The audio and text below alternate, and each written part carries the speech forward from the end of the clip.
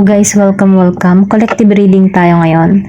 Tingnan natin kung anong nangyayari or anong ganap sa person mo for no contact situation. Anong ganap sa person mo? Anong energy niya ngayon, okay?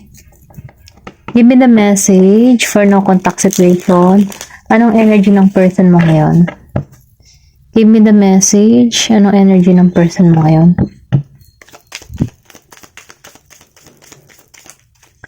Oops. Meron ditong Six of Cups. Reverse. Give me the message for collective. For no contact situation. Anong energy ng person mo? Meron ditong King of Wands, upright. Give me the message. Anong energy ng person mo? Meron ka ditong Five of Swords. Right? Meron ditong Two of Cups. Okay. Give me the message. Anong energy ng person mo? Meron ditong Ace of Cups. Upright. Bilis. Seven of Pentacles. Reverse.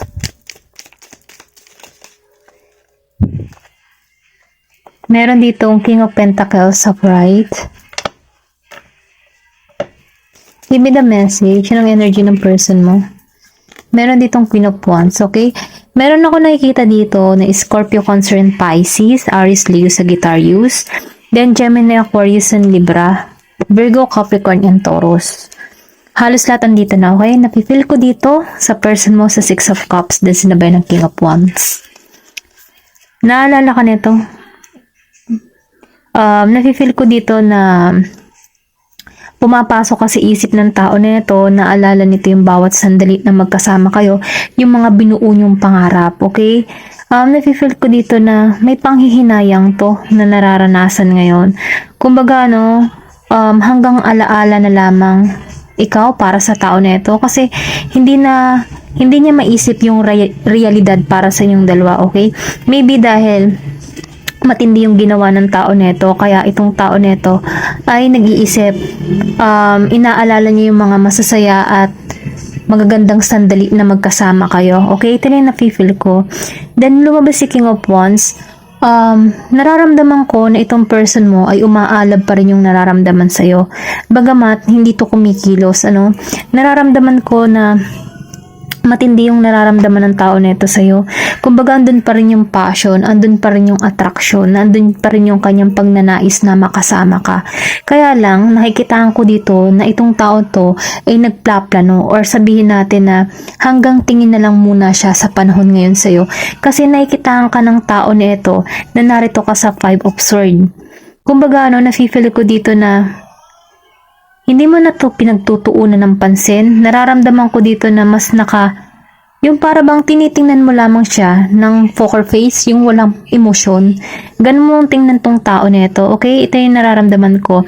Then itong taong ito, ito yung tipo ng tao na tinatago niya yung pain, sakit.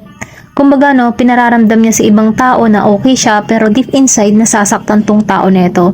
Kasi itong tao nito, nakikita ka na to na malinis, pure, or sabihin inosente. Maybe yung energy mo may pagka-inosente ka, or sabihin natin na ikaw yung tipo ng tao na mapagkakatiwalaan. Kumbaga, sa inyong dalawa, mas siya ang nagloko, okay? Kasi nakikita ko dito na ikaw yung tipo ng tao na tapat. Kumbaga, stick to one ka. Kaya itong tao na ito, inaalala niya, pero ganun pa man, nandun pa rin yung masidhi niyang damdamin para sa'yo, okay?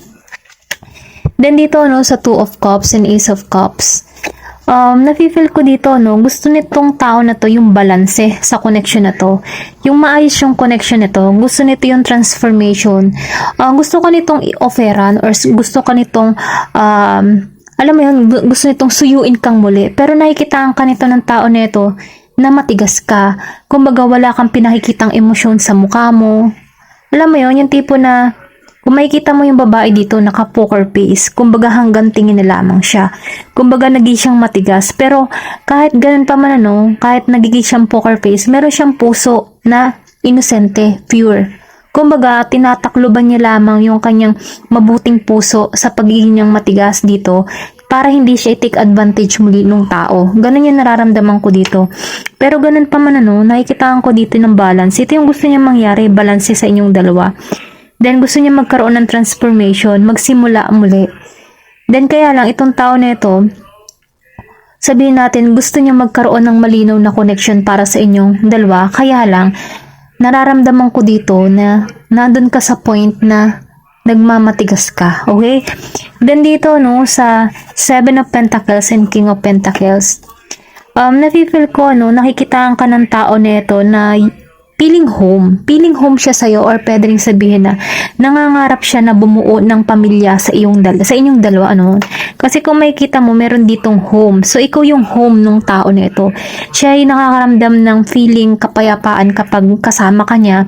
Ikaw yung nagbibigay ng saya sa kanya dahil ikaw yung sunshine niya, okay? Ito yung nararamdaman ko. Pero ganun pa man kahit ikaw yung sunshine niya, alam niya yun, pero hindi siya gumagawa ng hakbang. Kasi nakikitaan ko dito na ramdam ng tao na ito na walang ibubunga yung gagawin niya dahil narito ka sa pagiging matigas yung energy mo, okay? Kaya itong tao na ito, hanggang alaala, pero nandun pa rin yung pagnanais, nandun pa rin yung alam ng nararamdaman niya sa'yo. Kaya lang, malaki na yung pinagbago mo, okay? Ito rin na-feel ko, maybe before pinakita mo dito sa tao na ito kung gaano siya kahalaga bilang isang kapartner mo, inaalagaan mo siya, pero ganun pa man dahil may pangyayari dito na hindi naging maayos, naging kang iba, okay? Nag-iba yung iyong pakikituring sa tao na ito, hindi ka nagpapakita ng emosyon, at dun siya nababahala sa ganung style na ginagawa mo, okay? Then dito sa Queen of Wands, yung sinabi ko sa iyo kanina na ikaw yung sunshine niya. So, Queen of Wands, ikaw yung sunshine niya talaga. Ikaw yung nagbibigay ng sigla, saya sa kanya, buhay. Then na-feel ko din dito na ikaw yung happiness, ikaw yung nagbibigay ng kagalakan. Then na-feel ko din dito, may peacock So, ibig sabihin ng peacock, ikaw yung kulay sa mundo niya. Ganun. Kaya lang, meron siyang pagkakamali na ginawa sa'yo na kung sana, yung naging makulay ka sa buhay niya, ikaw yung naging dark para sa kanya sa panahon ngayon. Ikaw yung nagbibigay ng kadiliman sa kanya na kung before, ikaw yung liwanag, ikaw yung makulay na buhay. Ngayon, ikaw yung nagbibigay ng kadiliman sa taong ito dahil hindi ka nagpapakita ng emosyon. Ganun lang yung nararamdaman ko dito Nagiging kang matigas dito. Maybe dahil marami itong ginawa or sobrang tindi ang atraso ng tao nito kung bakit nagiging kang poker face, wala kang pinakikitang emosyon or damdamin sa tao nito. Okay? May pagtataksil siyang ginawa. Ayun. Yun lang yung nararamdaman ko, pero ang taong ito ay sobra yung pagmamahal sa'yo. Kaya lang, nagbago ka dito, okay? Ito lang yung nafe-feel ko, may pagbabago kang ginawa sa sarili mo. Tingnan pa natin kung ano yung mensahe para sa'yo. Give me the message for collective. Ano pa yung mensahe para sa'yo? Meron dito ang shift your perspective. Kumbaga, nararamdaman ko dito na nagkaroon ka ng ibang pananaw sa buhay. Ganon lang yung energy mo. Nagbago ka talaga. Give me more information. Meron dito, my high vibes heal the world. Kumbaga, nafe-feel ko dito na nasa healing process ka. Kumbaga, binabalik mong muli yung sigla mo. Binabalik mong muli yung dating ikaw na kung saan meron ditong healing na nagaganap sa'yo na kung saan may pag-asa. Yun yung nararamdaman ko. Mas nakatuon ka ngayon sa panibagong journey mo na punong-puno ka ng pag-asa. Give me more information. Dami gustong sabihin. Meron dito, come home to your body. Kumbaga, yung sinabi ko kanina na binabalik mong muli yung sarili mo, yung dati mong sigla. Ganon kita nakikita sa panahon ngayon.